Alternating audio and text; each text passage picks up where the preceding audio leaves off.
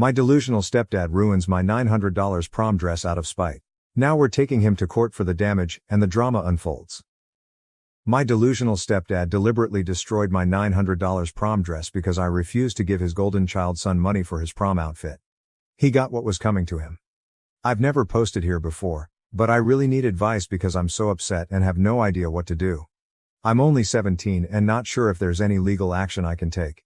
For some context, I live with my biological mom and her husband since my parents separated and were never married. I originally lived with my dad from the age of 2. He won custody in the custody battle, but he later lost custody after a severe work accident left him paralyzed, making it impossible for him to take care of me. I still see him every weekend and spend the entire summer with him. When I was 10, I moved in with my mom, her husband, and their 2 sons, one stepbrother and one half-brother. Ever since then, my stepdad has made it clear, both directly and indirectly, that I've disrupted their lives by re-entering my mother's life because I'm just another person they have to take care of. I've been working since 10th grade and have been saving up for my senior year in college since last year with the money from my job. My mom and her husband made it clear that my mom would only help with the basics like my graduation cap and gown, senior dues, and senior class photo. Everything else, like prom, I'd have to pay for myself. I earn about $400 every 2 weeks from my job, which I've been saving entirely. And I make extra money by doing nails, around $100 a week plus tips, which I use for spending money. Since it's my senior year and the last year of high school, I wanted to go all out for prom, so I set an $800 budget for my prom dress. My prom is in April, and I wanted to get my dress early since the really cute ones sell out fast. So, I went prom dress shopping in December and found a gorgeous dress that cost $890. It's dark green with a long train, rhinestones embedded into it, and glitter throughout the fabric. When I first showed my mom and stepdad the dress, they asked how much it was. My mom said she wouldn't pay for a dress that expensive, but I told them it was fine because I had more than enough money saved up to buy it and would still have plenty left, $23,000 to be exact, though only my mom knows that. My mom said I could get the dress and that it was very pretty. However, my stepdad said it was irresponsible and a waste of money, and that I should use it for better things like helping out the family and paying some bills, suggesting I get a cheaper dress for no more than $300. Mind you, both his sons own PS5s and multiple pairs of $200 plus shoes. Long story short, my mom disagreed with him, and I ended up getting the dress. She even contributed $150 toward it. However, ever since then, my stepdad constantly brings up that I should help pay for things around the house since I have so much money to throw away. But my mom always shuts him down, saying that I work hard for my money and that I already help out by paying for Netflix, Amazon Prime, and Hulu bills, while my 18-year-old stepbrother doesn't pay for anything. Last Saturday, we had a huge argument because my stepdad suggested that I should help my stepbrother pay for his prom, to which I firmly said, no. He later called me selfish and said it wasn't fair that I get an expensive outfit while his son doesn't. I guess I responded with some snark, saying, that's not my child or my problem. He then tried to complain to my mom, who sided with me, saying that if anything, he should pay for his own son's prom. Well, today, I woke up from a nap and noticed my prom dress was missing from my closet. It was right at the front, so I immediately noticed it was gone. I asked my stepdad if he'd seen it since my mom was at work, and he told me with a condescending smile that he was washing it. I immediately ran downstairs and saw my dress being washed on the heavy-duty cycle. I canceled it right away, but the damage was done. Most of the rhinestones had fallen off, the glitter had washed out, and the entire dress was mangled. I took one look at it, then threw it in a trash bag and left for my friend's house, taking the dress with me. I texted my mom and sent her pictures, but I'm currently at my friend's house, lying on her bed. Her parents hung the dress outside to air dry so that my stepdad can't blame them if it was dried in the dryer. I know he did this to spite me because he never washes clothes, cooks, or does anything around the house since he considers himself the man of the house, so there was no reason for him to be washing my dress, even if it needed washing. Is there anything I can do? I realize neither of them can replace it, considering their difficult financial situation. I'll keep you all posted when mom gets home. So far my stepdad has called twice, but I haven't picked up, and my mom's at work and unable to take calls. Edit. I'm not sure how to add updates, so I'll just include an edit. My mom and I just spoke on the phone, and she's furious and on her way home. My friend, her dad, and I are heading to my house now, and my mom said she was going to call the cops as soon as she finished talking to me, so they might be there by the time I arrive. We've taken pictures, and my uncle, who is my mom's brother, will be over by 8 because I contacted him while he was at work. I've been considering your suggestions about withdrawing my money from my account, and I discussed it with my dad, who told me I could stay with him. Edit/update 2. When I got home, my friend stayed in the car while her dad walked me in, and my stepdad was already gone. However, the police were at the house. As of now, the police said they couldn't really arrest him because it's not like he technically stole anything. It's hard to explain, but basically, they said that because he washed the dress and didn't keep it, it's not considered theft. They suggested I could get a confession and have him pay or take him to small claims court. Also, the dress is non-refundable if damaged, so I can't return it or anything. While explaining everything to my mom, I got flustered and started crying. And she hugged me as I cried and told me that he's going to pay for this. This financial issue has been an ongoing argument, and I think he just pushed her too far this time because she's really angry. I also talked to my uncle, and he's off work and on his way over. Apparently, my uncle and stepdad have a rocky history since my stepdad has mouthed off to him in the past. When I explained what happened, my uncle reassured me that everything would be okay, and if needed, he would buy back the dress before it sells out, so I'll still have it for prom.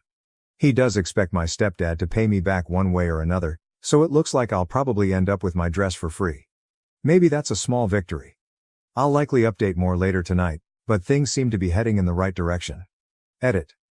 To clear up any confusion, I pay for the streaming service bills because I really want to watch the shows on those platforms, and my mom works hard but doesn't earn enough to afford those services on top of everything else.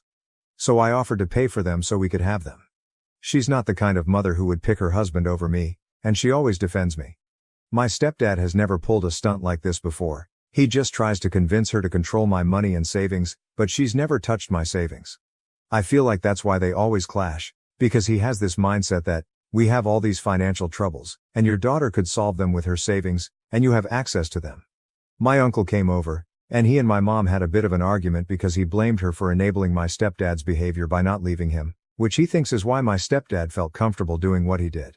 She argued back, saying she's always defended me against him and has never taken any of my money. Which is true. We all talked about it for a while, and she revealed that they actually had an argument last night about paying off a car payment. She mentioned how all these bills are wearing her down, and he responded by saying it wouldn't be such a burden if she used my savings and didn't let me spend it on foolishness. She got angry and defensive because he keeps bringing it up.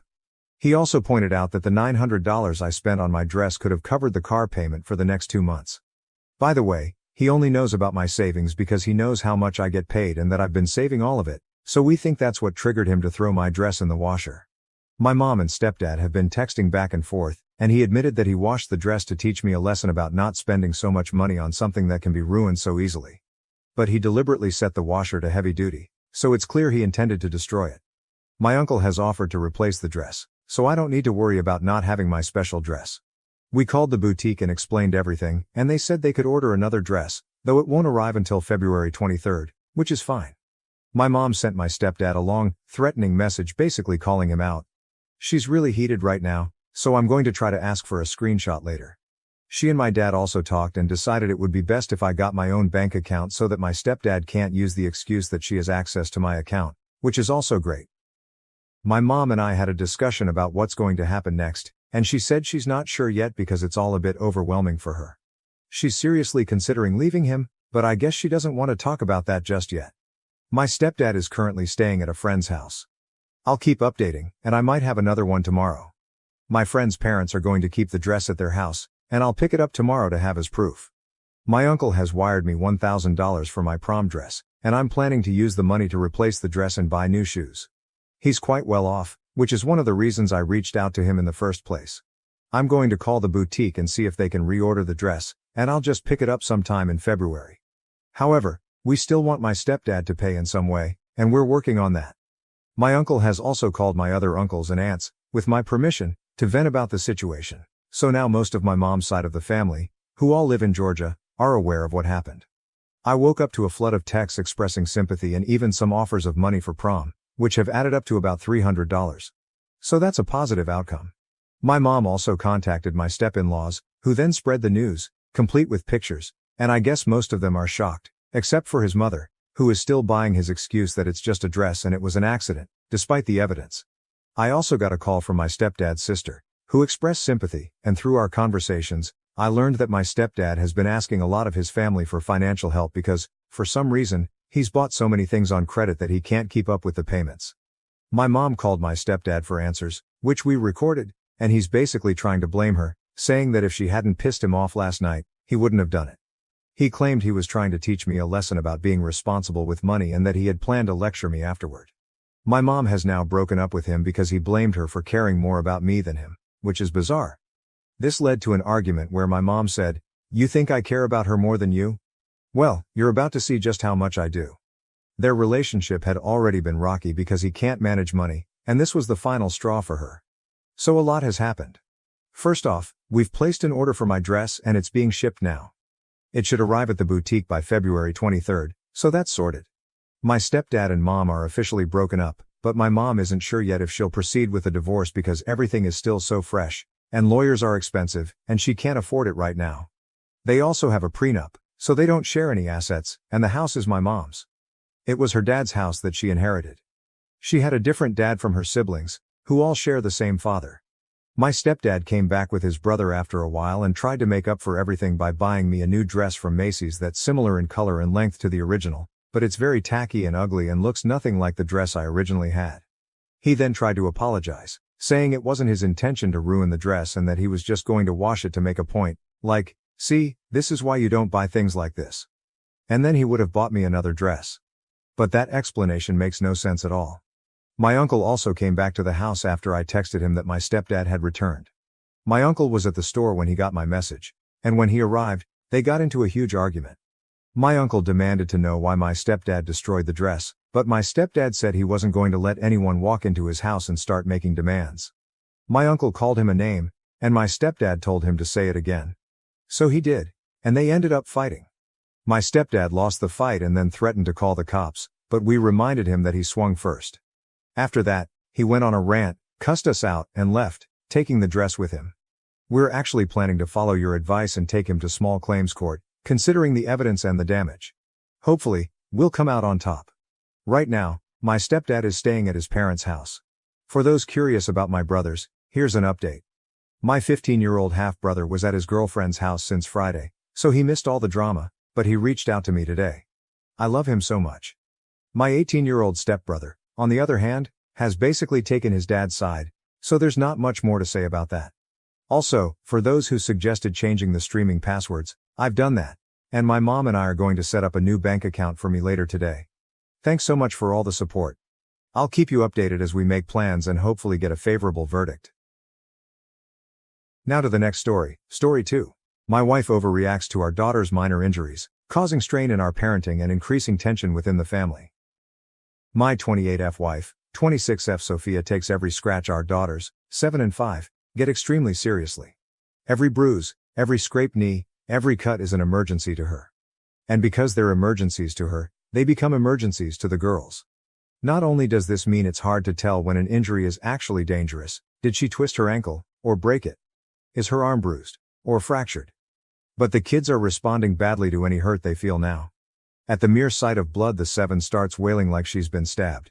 Even worse, her sister has started intentionally banging her arm into things or falling on concrete if she thinks she's not getting enough attention. Last week my wife took the oldest one to urgent care because she got a canker sore and Sophia was convinced it was something more sinister. While she was gone, I had the younger one, who was upset that Sophia had spent so long on her sister and had now taken her to the doctor to get special attention. So she threw herself on the tile floor in front of me and started screaming and holding the wrist she hadn't actually twisted. I'm so tired of all of this, I just let her scream. When I didn't give her the attention she wanted, her screaming in pain turned into sobbing because I wasn't cuddling her and kissing her better and promising her cookies and a late bedtime. I told her I'd be in the den with the cats when she felt like joining us. I felt like a bitch for letting her cry herself out, but she's never going to learn to walk off scooter falls or getting hit with dodgeballs at this rate, and she can't be rewarded for this kind of behavior. It's just not healthy. Eventually she ran out of tears and came to sit with us and I let her have a watered-down soda. Well, when Sophia got back with the older kid, who now had the same numbing gel we already had in the cabinet and $200 urgent care bill, our younger daughter told her what happened and now she's furious at me for ignoring something that could have been serious. I told her she's the one making mountains out of molehills and feeding into the actual dangerous behavior. We've been fighting about it all week and the kids have only been acting up more as a result. I'm so tired of this. Maybe my appendix will burst and I can spend a few nights in the hospital away from this insanity. Relevant comments. OP on if her wife had PPD when she got pregnant and gave birth. Did her wife have any medical trauma? OP. No and no. Both of them were adopted, and to the best of my knowledge she's never had negative doctor experiences. If she had, it wouldn't make sense to keep dragging the girls in for scratch knees. She's absolutely setting them up for failure, she just refuses to see that. If someone here can convince her to see a therapist, or an ounce of reason related to this specific situation, then they're miracle workers. She's great in almost every other aspect, I love her, but the constant coddling and panicking is getting ridiculous.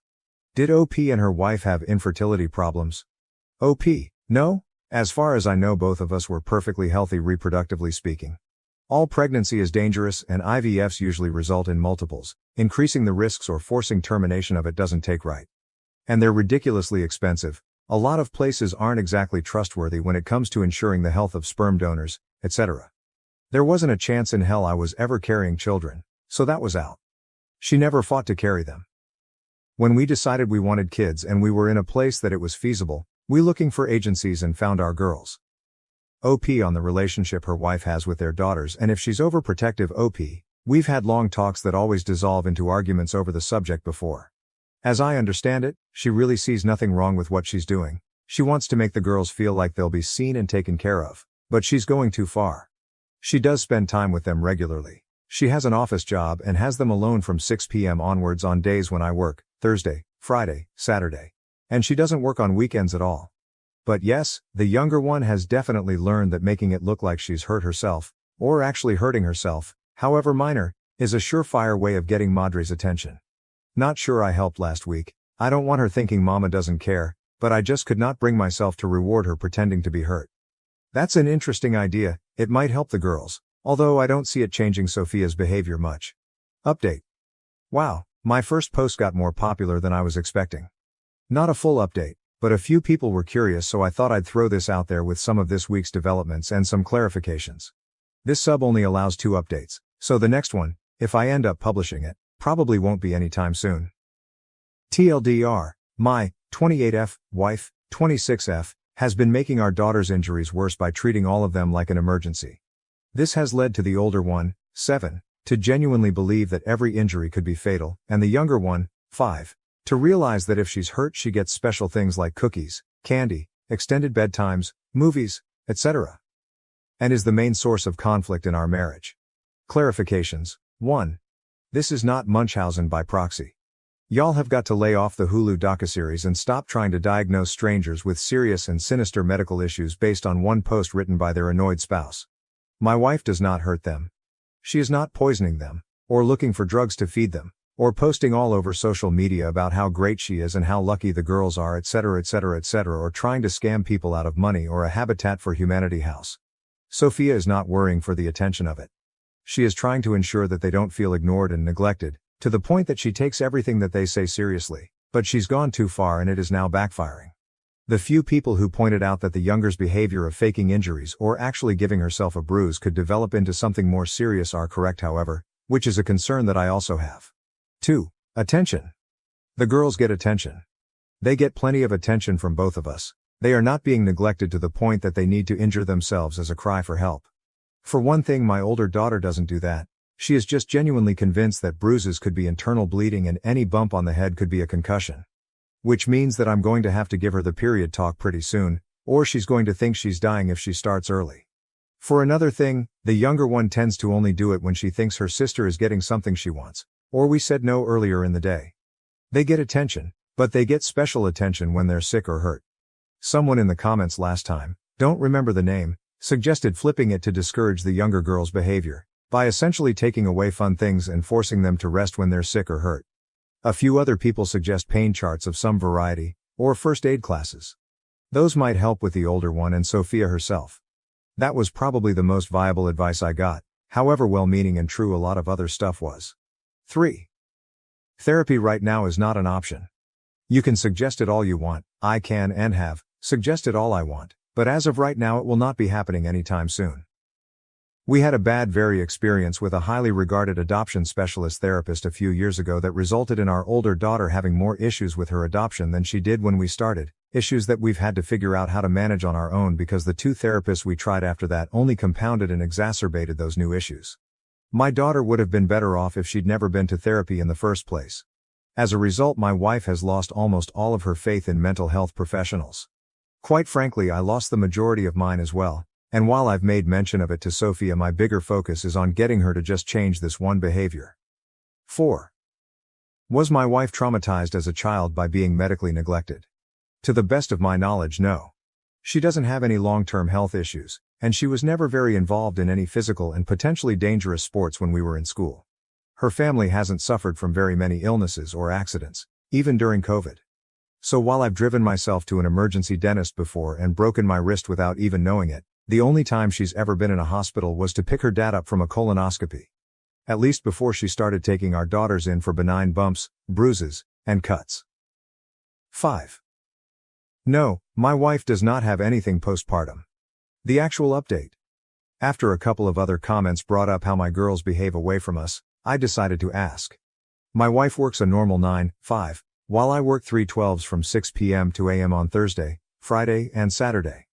During the winter they have school and daycare respectively. This winter the younger one will be in kindergarten though, and during the summer they both go to daycare from about 8 a.m. to 4 p.m. on my workdays, and just in the mornings on other days as needed. I do drop-offs and pickups. When I picked them up on Monday, I decided to ask one of the caretakers how the girls had been behaving. She told me they were fine. They bickered sometimes, but there was nothing unusual going on. I asked what happens when they get hurt or feel sick during the day, how they handle it, etc. I didn't tell them about my wife. I didn't want to be telling tales out of, or at, school. I think she might have thought I was looking for help, which I was technically, because she told me that as soon as a kid falls down, or takes a ball to the face or anything else, they start the whole interaction by telling them you're okay, and assessing the damage calmly as they approach. Even if the kid is bleeding, they don't react. They say something like, "Wow, that looked kind of scary. I bet it surprised you. Let's see your arm/leg/whatever." She basically wrote me a script. I asked her how my girls reacted to it, and she told me that the older one was a little more sensitive than her peers. She cried easily, and they had to be extra firm with the "you're okays" with her.